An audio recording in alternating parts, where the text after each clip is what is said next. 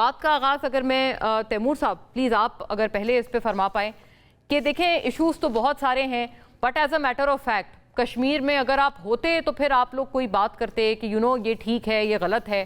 آپ لوگوں نے پوری ایکویژن سے اپنے آپ کو بڑا کنوینینٹلی مائنس کر لیا ہے. یہ اس کو کیا کوئی مصلحت سمجھی جائے یا کوئی اس طرح کی چیز سمجھی جائے کہ آپ کی کوئی کوئی آپ نے ایک کھلا میدان دیا ہے ان دونوں جماعتوں کو, کیونکہ آپ کے اپنے جماعت سے کئی آوازیں تھیں جو کہ اس فیصلے کے خلاف تھیں اور چاہتے تھے کہ آپ الیکشنز کو بخوبی پورے ایک فل تھروٹل کنٹیسٹ کریں کشمیر میں. السلام علیکم مونا. اس پہ ڈیبیٹ ہو سکتا ہے کہ موجودہ حالات میں پی ٹی آئی کو کشمیر کے الیکشن میں جو ہے وہ کھڑا ہونا چاہیے تھا یا نہیں ہونا چاہیے تھا, لیکن اس پہ ڈیبیٹ نہیں ہو سکتا کہ کشمیر کے الیکشنز جس طریقے سے ہو رہے ہیں تو اٹ از اے ڈسگریس. اس کی دو وجوہات ہیں. پہلی وجہ یہ کہ جہاں تک پی ٹی آئی کا تعلق ہے, معذرت کے ساتھ جب آپ کو سمبل مل کے بھی پھر نہیں ملنا نا, اور یہ پورا جو سلسلہ الیکشن کا چلنا ہے, تو میرے خیال میں تو فی الحال جو ہے وہ شاید نارتھ کوریا کے الیکشن جو ہیں وہ پاکستان کے الیکشن سے زیادہ ڈیموکریٹک. ٹھیک ہے, تو میرے خیال میں اس لحاظ سے بھی الیکشن بے معنی بن گئے. اور پھر دوسری بات یہ کہ اگر آپ یہ دیکھیں ایک سوال بنتا ہے, چونکہ کشمیر ایک سینسٹیو ایشو ہے, میں بڑے چن کے اپنے الفاظ جو ہے وہ چن رہا ہوں. مجھے یہ بتا دیں ایک اتنا نیرو سا سٹرپ ہے, کتنے حلقے ہیں, کوئی 30 حلقے ہیں تقریباً. جی ایسے ہی ہے. جب صوبائی الیکشنز 2023 میں اسمبلی کے ڈسولوشن کے بعد ہوئے تھے یا ہونے تھے, جو کہ نہیں کیے, تو دو وجوہات بتائے تھے. ایک یہ کہ جی وہ پیسے ایکسٹرا لگیں گے, دوسرے یہ کہ پورے ملک میں الیکشن ایک دن پہ ہونے چاہیے, اس لیے جو ہے وہ یہ نہ کرنا ضروری ہے. لیکن کشمیر کے 30 حلقوں میں الیکشن 3 یا 4 یا پتنی کتنے مراحل میں جو ہے وہ سپلٹ ہونے چاہیے. ذرا اس کی مجھے جو ہے وہ لاجک سمجھا دیں, اور کہ ہم جب ایسے فیصلے لیتے ہیں تو ہم آپ انالوجی ڈرا کر رہے ہیں تیمور صاحب. جب 2023 میں جب آپ لوگوں نے دونوں اسمبلیز کو ڈیزالو کیا تھا, پختونخوا اینڈ پنجاب, تو اس وقت الیکشنز اس حوالے سے نہیں کروائے گئے, تو وہاں کشمیر میں کیوں مرحلہ وار, یہ آپ انالوجی ڈرا کر رہے ہیں؟ یہ میں بالکل ڈرا کر, پورے پاکستان میں ایک دن پہ ہو, لیکن کشمیر کے 30 حلقوں میں جو ہے وہ 3 دن میں ہو. کیوں ان پرٹیکولر, جب آپ خود کہتے ہیں کہ سیکیورٹی کا مسئلہ جو ہے وہ صرف ایک ڈسٹرکٹ میں, مجھے لاجک بتائیں. جی یس, لاجک پوچھ لیتے ہیں. بالکل شاہ صاحب, آپ اگر یہ لاجک سمجھا پائیں, کیونکہ آپ نے گلگت میں بھی پاکستان پیپلز پارٹی کو باوجود اس کے کہ آپ ابھی گورنمنٹ وہاں بنا چکے ہیں, لیکن آپ کو جو آپ کے اعتراضات تھے وہ جوں کے توں تھے, تو کیا یہ ابھی تیمور جھگڑا صاحب بتا رہے ہیں کہ یہ مرحلہ وار الیکشن کشمیر میں کیوں کرا رہے ہیں؟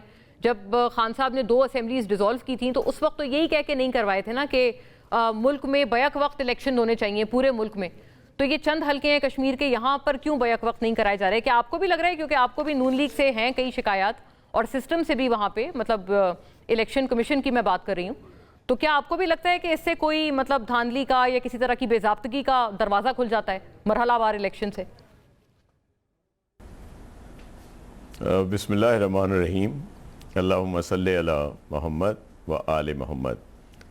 دیکھیں بہت زیادہ اعتراضات ہیں, اور خاص طور پر جو الیکشن کمیشن ہے وہ بالکل ہی, اب کیا کہیں کہ جو ان کا کنڈکٹ ہے کہ یہ ایک تو یہ فیز وائز, اور پھر فیز بھی اپنی مرضی سے, ظاہر ہے جو وہاں پہ اثر انداز ہوگی گورنمنٹ, انہوں نے ہی وہاں پہ فیز اس طرح سے رکھوائے ہیں کہ جی وہ جو ان کے پسندیدہ اور جو ان کے پسندیدہ حلقے ہیں پہلے ان کا فیز رکھوایا گیا.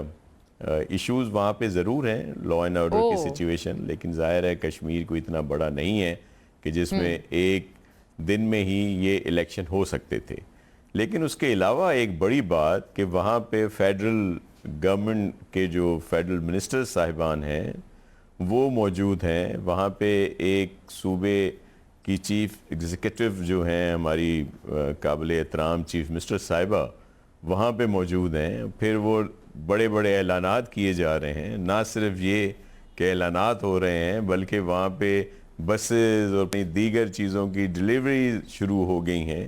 تو یہ کوڈ آف کنڈکٹ نہیں ہے الیکشن کمیشن کا. جی تو اس پر بہت زیادہ اعتراضات بھی ہیں اور ظاہر ہے بڑی تشویش بھی ہے. تو ابھی سے یہ حالات ہیں تو الیکشن کے آگے رزلٹ کیا آئیں گے؟ اچھا، یعنی آپ کو تو آپ دوسرا ہٹ کر رہے ہیں جھگڑا صاحب کی اس بیان کی. لیکن ایک اور بات ہے شاہ صاحب، ایک اور اضافہ کر دیں کہ یہ جو ٹروتھ اینڈ ریکنسیلیشن کمیشن کا جو ایک نعرہ ہے جو بلاول بھٹو صاحب نے بلند کیا ہے، وہاں پر پیوٹل طور پر وہ یہ کہہ رہے ہیں کہ وہاں مسائل کا یہ حل ہے جو عوام کو درپیش ہیں اور جو ان کے اعتراضات ہیں، ان کی شکایات ہیں، ان کے ازالے کے لیے. یہ بھی تو سوال بجا ہے نا پھر شاہ صاحب کہ ابھی بھی وہاں ابھی الیکشن سے قبل بھی آپ کے وزیر اعظم ہیں فیصل راٹھور صاحب، تو وہ کیوں نہیں بنا سکتے یہ ٹروتھ اینڈ ریکنسیلیشن کمیشن؟ آپ کی اگلی گورنمنٹ کے لیے ہی کیوں لازم ہے کہ وہ آئے گی تو بنائے گی، یہ والے پرائم منسٹر نہیں بنا سکتے؟ دیکھیں جو الیکشن ہوں گے، جو بھی چیزیں نیا مینڈیٹ جو آتا ہے اس کے بعد ہی وہاں پہ وہ لاگو کر سکتے ہیں.